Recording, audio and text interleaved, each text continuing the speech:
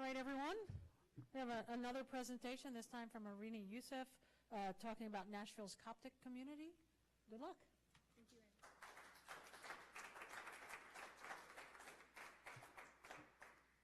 Good afternoon, everyone. So as Ann said, I'll be talking about Nashville's Coptic community, and I'll be presenting From Obscurity to Clarity, a plan to increase access to higher education for Nashville's Coptic community. Before I go too deep into my project, I want to give some background information as to who Coptic people are and why we're in Nashville in the first place. So Coptic people practice a religion known as Coptic Orthodoxy, which is one of the oldest denominations of Christianity in the world. At one point, we made up the majority of Egypt, and by at one point, I mean for over 1,000 years, we made up the majority of Egypt.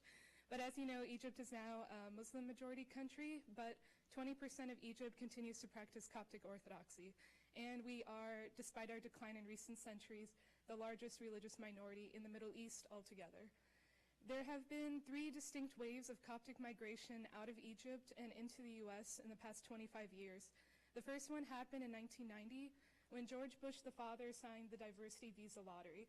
So some of you may know what that did and how it affected migration. So the diversity visa lottery offered visas to countries that traditionally did not send immigrants to the US, and Egypt qualified as a country that traditionally did not send immigrants to the US.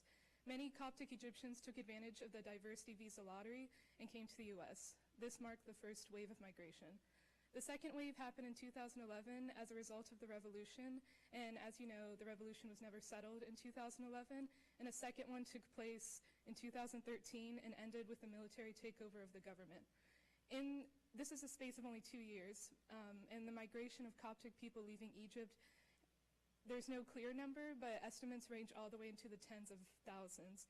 So you can see how devastating those 2 revolutions have been on Egypt's Coptic population, that in only 2 years, tens of thousands of people have fled their homes.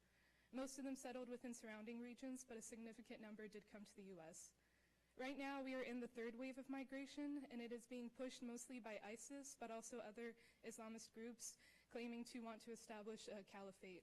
In February of 2015, 21 Coptic people were abducted and publicly beheaded on live television, and the interpersonal violence that they instigate, as well as the economic instability that they bring, has pushed even more Coptic people out of Egypt and into the US.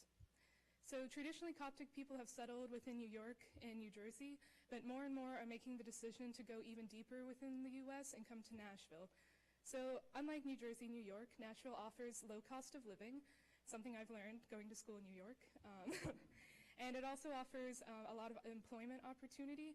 So in the past 25 years, Opry Mills has been a really booming industry, and many jobs have been created by its expansion.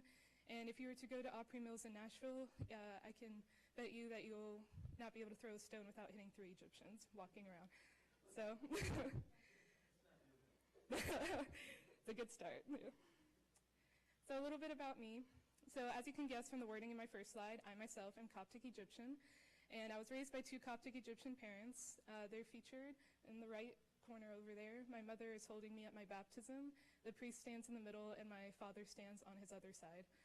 So like other Coptic Egyptian children, I very much grew up within the church, and at a very young age, I memorized all the prayers, all the songs, and I knew all the history.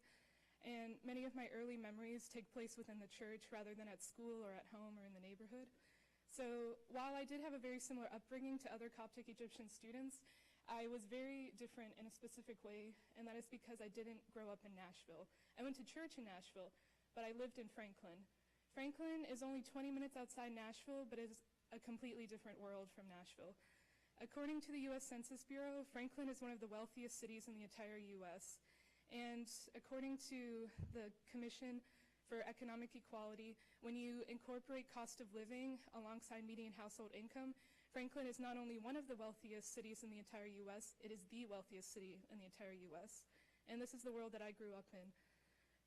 Because of this world, I had access to significantly better infrastructure, grocery stores, hospitals, and schools. And this created a widening disparity between me and my peers that eventually accumulated into my acceptance into Battleground Academy, which is an elite private school in Franklin. At this private school, I had access to the best teachers that the state had to offer. They were all well-trained and well-paid, and they spent hours going over applications, essays, and resumes with me. While in high school, I began to realize that though I was just as capable, just as intelligent as my peers in church, because of all these advantages I had, college was never a question for me. Getting scholarships was never a question for me, and I never had to worry about paying for college. And I began to realize that I was just as qualified as them, and yet because of all my advantages, I was the one who was going to go to college. And not only go to college, but go to college out of state in Sarah Lawrence College in New York, which is, as many of you know, one of the most expensive colleges in the entire US. So keeping thoughts of college and the disparities that it causes in mind, I also began to realize something else. Coptic Egyptians are not civically engaged in Nashville. There's a lack of community involvement. So many politicians have noticed that immigrants tend to not vote, and when confronted with the question of why immigrants in their districts do not vote, many of them will say, oh, it's because immigrants are apathetic, or they don't care, or they're not documented, and that is why they don't vote. But I really do not believe that this is true. I believe when it comes to community involvement, significant amounts of time, money, and a sense of belonging is necessary to feel able to be involved in the community, which is something lacking in immigrant communities, including the Coptic one. So I want to qualify all of this by saying that within the church itself, Coptic Egyptians are very involved. They do donate to the church, they do vote on church proceedings, and they do spend a lot of volunteering time at the church. But when thinking about the wider Nashville community, they're almost completely invisible. And there's currently 12,000 Coptic Egyptians living in Nashville. So for that disappearance to take place shows you what kind of lack of community involvement is taking place. Now, none of this would be a problem, except that it leads to misrepresentation in government, business, and schooling, which leads to further disenfranchisement. So I was thinking of how the lack of community involvement was affecting Coptic Egyptians in Nashville, while also thinking about how higher education can make a bridge to this gap. And that leads me to a solution. So this isn't the ultimate solution or the only solution, but I do strongly believe that increasing access to higher education will help unlock the civic engagement of Coptic Egyptians living in Nashville. So looking at that iceberg on the right, the tip of the iceberg is higher salary. So we all know that getting a college degree increases your salary, but there are a lot of hidden benefits that people tend to overlook when thinking of a college degree. Some of these hidden benefits include you're more likely to vote if you're educated. You're more likely to donate if you're educated. You're more likely to volunteer if you're educated. And the one that I want to highlight the most is you're more likely to know your rights if you're educated. So I gave this example yesterday. So in Egypt, if a police officer were to pull you over, you are expected to step out of your car and away from your car. If you were to do that in the US, you would be arrested. You are expected to wait in your car for the officer to approach you. So it's definitely been a problem within Nashville where police will pull over Egyptians who have recently arrived and don't know the mannerisms, and so they will step out of their car and then suddenly be at gunpoint arrested. So increasing access to higher education can help bridge this gap and allow more Coptic Egyptians to understand their rights, and not just their rights with police, but also their rights with courts and with education. So what is my mission and vision? My mission is to work to provide Coptic high schoolers with a community of support in order to achieve higher education and subsequently attain the time, money, and sense of belonging necessary to be more civically engaged with the affairs of Nashville, Tennessee. My vision is that with more presence in Nashville, Tennessee's political, economic, and social affairs, Coptic Egyptians will gain representation, understanding of their rights, and upward mobility. I imagine my project being split between two main focuses. The first one being workshops and the second being donations. So when I asked college students what is something that they wish they had known before they entered the college process was understanding FAFSA and scholarships. So one of my good friends at my church, she currently has $250,000 of debt because she didn't apply for any scholarships and didn't understand financial aid, even though she would have qualified for numerous scholarships and would not currently be saddled with all this debt. So the first workshop that I want to focus on is definitely how to deal with FAFSA and scholarship. The others include information on local institutions, so Coptic Egyptians can learn how to differentiate between a college and a university and vocational schools. Professional development, many of us don't have enough experience being in like business suits and being in professional settings. So having mock settings where people are expected to come in business suits, I believe will give them more confidence in professional settings. Essay writing abilities. As you know, essay writing is a huge component of the Common App and something that's often overlooked in favor of standardized tests. So developing essays, especially for people who have English as their second language, is a priority. And last but not least, standardized testing assistance. Donations will cover AP, ACT, and SAT books. SAT books, sorry. When I was asking high schoolers what they most wanted, that's what they said. They said they wanted AP, ACT, and SAT books. Other donations will cover application fees. As you know, applying for a typical college can cost roughly $50, and I spent well over $300 when I was making my own college entrance process. So getting donations for application fees is also a priority. And the last goal that I have for donations is payment for guest speakers. That I am imagining having a guest speaker to talk about FAFSA, because even though I filled it out 3 times, I still have no idea what the FAFSA is and would not be a good person to look to explain what it is. So when I was first coming up with this program, I was envisioning it on a very individual basis. So me and maybe 5 other people being college counselors that people would individually approach and we would individually help. But when I was researching why first-generation students drop out, the #1 thing that came back was that they do not feel that they have community. So they may have individual support from different people, but the lack of community between these individuals leads them to eventually drop out. And I pulled out this paragraph because I feel it is especially poignant, and I'll read it. When a family member disrupts the family dynamic by choosing to attend college, he or she experiences a shift in identity, leading to a sense of loss. Not prepared for this loss, many first-generation students may come to develop 2 different personalities, one for home and another for college. The article goes on to say that the split of identity eventually causes a crisis that leads people to drop out. So even though they may be going to college for free and they may have support, the split in their identity is too much and they drop out. When programs focus on community instead of money and support, however, students are much more likely to remain in school and to graduate. So this has completely changed how I've looked at my workshop. So no more is it individuals approaching me and maybe 5 other people. It'll instead be a very community-based workshop where people will all be in the same room together, working together, and getting information from one another. Some outcomes. So I always say this incorrectly, short-term outcomes. Increased test scores, very superficial but easy to calculate. So, and with test scores, I am really hoping that getting the AP books will increase test scores.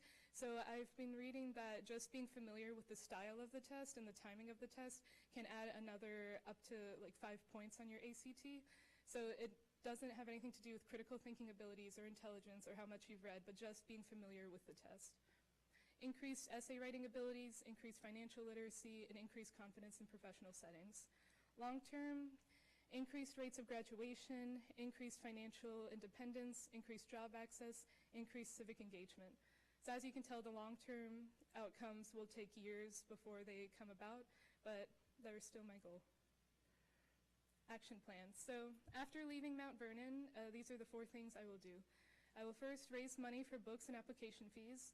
I've set up a You Caring page. You Caring is similar to GoFundMe, but unlike GoFundMe, they don't take, I think it's 5% of donations, so everything that you raise is yours. I will also recruit 5 to 10 college-age Coptic people to help me maintain this program.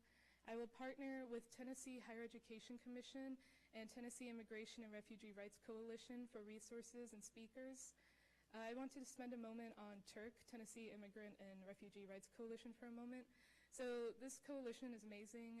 They're an affiliate of United We Dream, which works primarily with undocumented immigrants. So TIRC does a lot of workshops and a lot of speaking about undocumented immigrants and getting them access into college. So that process is completely different from what is expected of documented immigrants. So, and I definitely don't want to leave anyone out in my workshop, so I'll be looking to TIRC to help with that. And the last step will be develop relationships with local high schools and colleges. Defining success. My immediate goal is to work directly with high schoolers at my own church, St. Bishoy Coptic Orthodox Church. Currently in Nashville, we have 7 churches. So I only attend San Pashoy. That's where my focus will primarily be. But my future goal is to spread into all 7 churches, and all 7 churches will have recruitment, workshops, and donations accessible to them. Thank you all. In this picture, these are some high schoolers who graduated from San Pashoy, well, not from San Pashoy, but from their high schools, and they came back to San Pashoy to take a picture. They're standing in cap and gown, and with them are their friends and family.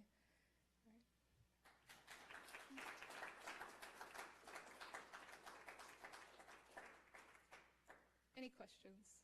Yeah. Allison?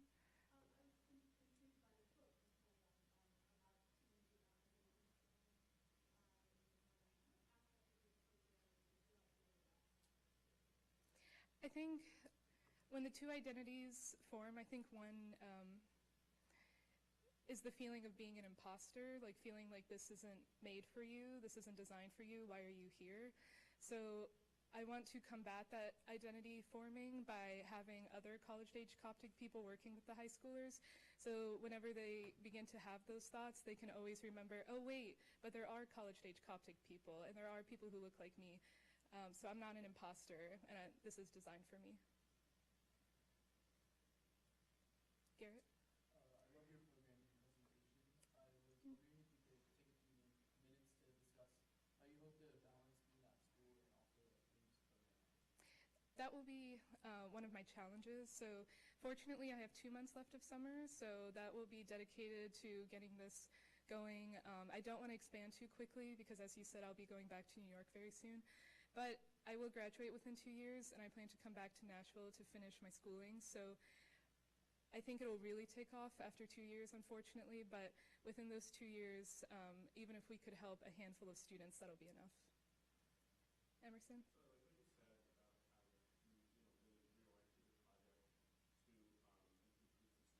Mm-hmm.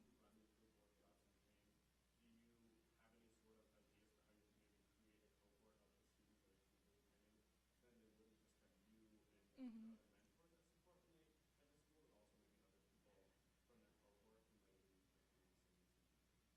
Yeah, I've been doing some research into horizontal leadership over vertical leadership, which is what you're tapping into. So the idea of like us being eventually replaced by the high schoolers we helped. I really hope that that can be in place, and I think a lot of it will take training of the high schoolers once they're in college of like what's expected of them, like you have to give back as well, etc.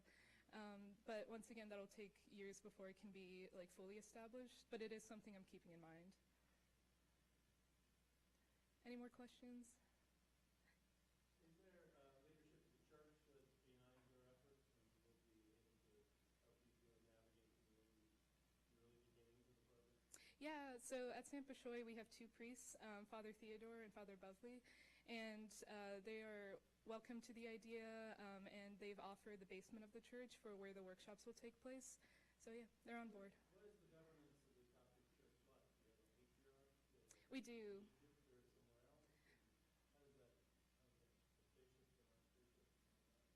Yeah, so the seat of the papacy is in Cairo, so I don't need to report to him, but we do have an hierarchy, so we have the patriarch and we also have bishops, but I'll be primarily working with priests. Is there a bishop in Nashville? Or is there We have a bishop for the Coptic community? we have a bishop for the southeast of the U.S., so that includes all the states in the southeast, so he's not always in Nashville, but I don't believe I will have to talk to him too much. I'm going to focus mostly with the priests. No, I was more curious. Oh, I see. Yeah, he's there. Yeah. We share a last name, so his last name's Bishop Yousief, so, and I'm Erinie Yousief.